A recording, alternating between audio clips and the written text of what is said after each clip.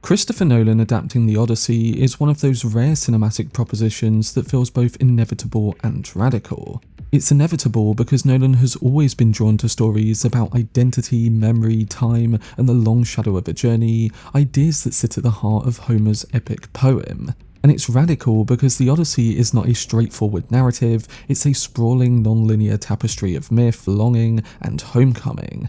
So in this video, I'm going to explore how the director could use time and structure to bring Homer's epic to the big screen, how he'll echo the poem's unusual narrative design while reshaping it into something distinctly his, and also why a free perspective structure in Odysseus, Telemachus, and Penelope could give the story a cinematic power that feels both ancient and modern.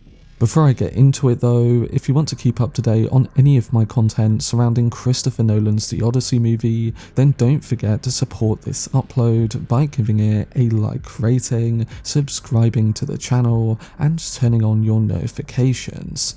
But without further ado, let's dive into how Christopher Nolan might approach his central theme of time in The Odyssey.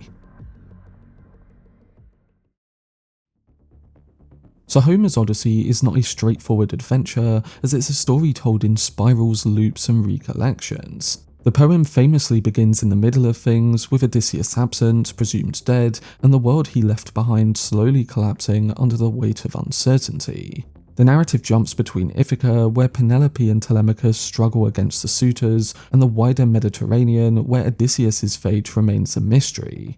Only later, through Odysseus' own retelling, do we learn about the Cyclops, Circe, the Sirens, Scylla and Charybdis, and the long chain of trials that kept him from home. The poem is essentially structured like a memory puzzle, where events are recounted out of order, perspectives shift, and the emotional weight of the story comes from how everything is brought together by its conclusion. This is where a filmmaker like Christopher Nolan comes in, as one who has spent his entire career bending time into narrative form. From the reverse chronology of Memento, to the nested dream layers of Inception, to the cross-cutting temporal strands of Dunkirk, Nolan has always used time not just as a device, but as an integral thematic engine. And in the IMAX prologue that we got for The Odyssey last year, we already saw a potential blueprint on show. In that footage, the fall of Troy is presented as a massive visceral set piece, but Nolan frames it all with a quieter moment. At the very start and end of the IMAX prologue, we see Telemachus asking Menelaus about his father. So this opening and closing bracket signals that the film will not just be linear, and as expected, Nolan is looking to echo Homer's own structure, cutting back and forth, weaving timelines, and letting emotional context reshape how we interpret events. But in mentioning this, I don't think that Nolan is simply copying Homer's approach. I think that he's refining it into something more cinematic, as I think he will structure the film around three narrative perspectives, each unfolding across different spans of time during the 10 years after Troy's fall. And the narrative perspectives that I think he will show us are Odysseus' decade-long journey, Telemachus' brief but urgent search for answers, and then Penelope's stressful final days before the suitor's downfall. Essentially, we'll get 3 different timelines, 3 different genres, and 3 emotional arcs, all intercut and building toward the same explosive conclusion. In this sense, Nolan would use time as a way to honour the poem's complexity while giving it a modern cinematic pulse. Getting into those different timelines in a bit more detail, I think the biggest one will of course be the time we spend with Matt Damon's Odysseus. He is the wandering king, the survivor, the man who spends 10 years fighting to return home. This timeline would stretch across the entire decade after Troy's fall, making it the longest and most expansive of the 3.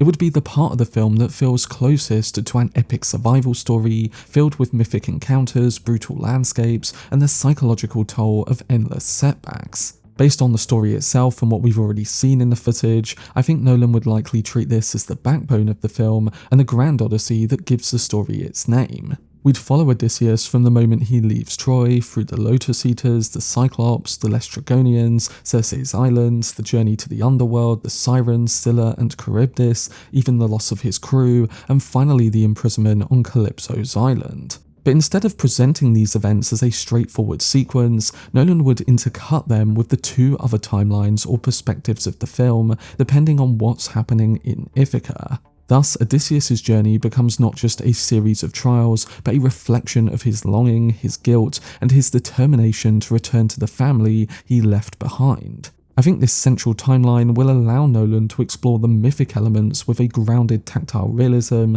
a kind of practical meets mythic aesthetic. Odysseus' perspective becomes a meditation on endurance, leadership, and the cost of war. And because we know where he's trying to go, and because we see Penelope and Telemachus in their own timelines, every trial he faces carries a deeper emotional weight. His journey becomes not just a physical odyssey, but a temporal one, stretched across years of suffering and hope. Moving on, the second timeline of course belongs to Telemachus, and I think it will be the shortest in terms of duration. Based on the story, it will take place just a couple of days leading up to Odysseus' return to Ithaca as the beggar, but emotionally it would be one of the most important. I think this section of the narrative will be presented as the mystery thread of the film, the perspective that grounds the story in uncertainty and longing. Telemachus has grown up without a father, surrounded by men who mock him, undermine him, and threaten his future. His journey is not about monsters or gods, as it's about identity, legacy, and the search for truth. So the mystery wouldn't just be about learning more about his father's absence, but it would also be about the search for his own strength. His journey in the Odyssey signifies his maturing from a passive, helpless youth into a confident, decisive man worthy of his father. In Homer's poem, Telemachus travels to Pylos and Sparta to ask Nestor and Menelaus what they know about Odysseus. And as stated before, Nolan's IMAX prologue already hinted at this structure, with Telemachus questioning Menelaus about his father. So I think this timeline in the film could start off like a typical mystery arc, with a young man piecing together fragments of the past and trying to understand who his father was and whether he's still alive. It could then evolve into something more emotional as Telemachus grows and builds strength himself. And Nolan could further use this perspective to explore the political landscape of post-war Greece, the shifting alliances, and the lingering trauma of Troy. Telemachus' arc culminates when he returns to Ithaca and meets the disguised beggar, who is his father. Their reunion, which is quiet and intimate, becomes the emotional hinge of the entire film. And because Nolan is intercutting timelines, we would see Odysseus' decade of suffering juxtaposed with Telemachus' desperate search for answers. The two timelines would feed into each other, building toward the moment when father and son finally stand together. And at the end of that timeline, when Telemachus meets Odysseus as the beggar, it would essentially be the beginning of the final narrative perspective, which I'm now going to get into. That final timeline belongs to Penelope, and it takes place over just 4 days, the days leading up to the suitor's downfall. I think this timeline would be the drama thread of the film, one that gives the story even more humanity. Penelope has spent 20 years waiting, hoping, resisting pressure from the suitors who have overrun her home. Her arc in these final days is filled with tension, sorrow, and quiet resilience. In the poem, Penelope interacts with the disguised Odysseus without knowing who he is. She tests him, questions him, and confides in him. So Nolan can use this timeline throughout the film to explore her internal struggle through the weight of doubt, the fear of false hope, and the emotional exhaustion of holding her household together. And towards the end of her narrative arc, it could highlight the gradual shift in tone as beggar Odysseus and Telemachus begin to push back against the suitor's insults. What often feels repetitive in the later books of the poem through the constant taunts and repeated threats could become in Nolan's structure a slow tightening of the narrative coil. Each return we get to Penelope's timeline could show a subtle change, with Odysseus becoming more composed, Telemachus more confident, and Penelope more suspicious and emotionally raw. Thus, her narrative perspective becomes the tense countdown to the climax where the suitors meet their brutal end.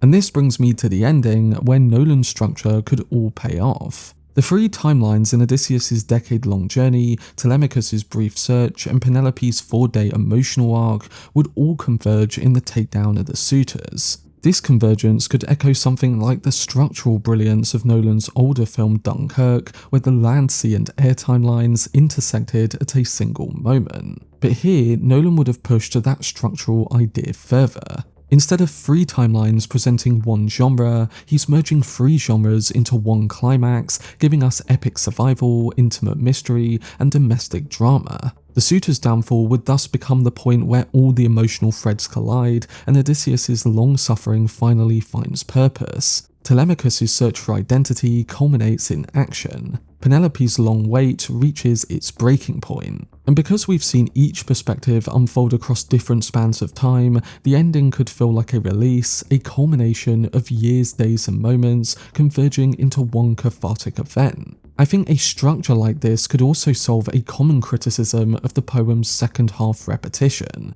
As I mentioned before, in the poem, the suitors insult Odysseus again and again, and Telemachus is threatened repeatedly. But by intercutting these moments with Odysseus' journey and Telemachus' prior search for him, Nolan can show the gradual shift in their reactions as we move from scene to scene. The insults and tension within those scenes could thus feel like more of a tense countdown. Both father and son would become less reactive, being more composed and more certain of the suitor's impending doom. Penelope's perspective of this adds a layer of deep emotional texture, showing how her perception of the beggar changes, how her sadness fluctuates, and how her hope eventually comes back. So by the time the suitors do fall, the film delivers not just action, but a sense of emotional fulfillment. Nolan would have echoed Homer's structure, but done so his way, using time to deepen the emotion, to build tension, and to give every major moment a sense of mythic weight. This is why Nolan approaching this story can work so well for a big screen adaptation.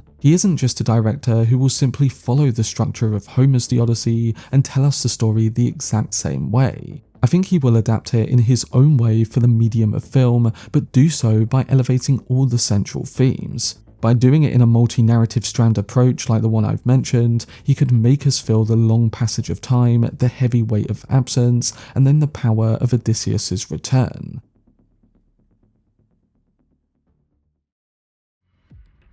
But that was my video discussing how Christopher Nolan might approach time and structure in The Odyssey. As I said, I think that Nolan will give us a triptych of narratives unfolding across different durations and genres, all converging into a single mythic climax. By embracing Homer's non-linear design while applying his own temporal architecture, Nolan can create a film that feels ancient and modern, intimate and epic, and grounded and mythological. And if Nolan executes this structure the way the IMAX prologue suggests he will, then I think the Odyssey adaptation could become one of his most ambitious and emotionally resonant films. But are you excited for Christopher Nolan's The Odyssey, and what approach do you think the filmmaker will take when it comes to the narrative structure and how he approaches time in the film?